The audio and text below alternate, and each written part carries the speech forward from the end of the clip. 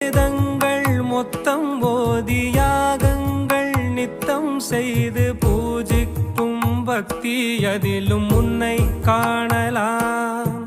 பசி என்று தன் முன் வந்து கையேந்தி கேட்கும் போது தன் உணவை தந்தால் கூட உன்னை காணலாம்.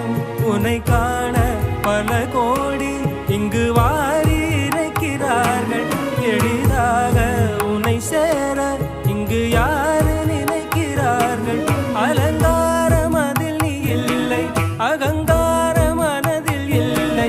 துளி கள்ளம் கபடம் கலந்திடாத அன்பில் இருக்கிறாய்.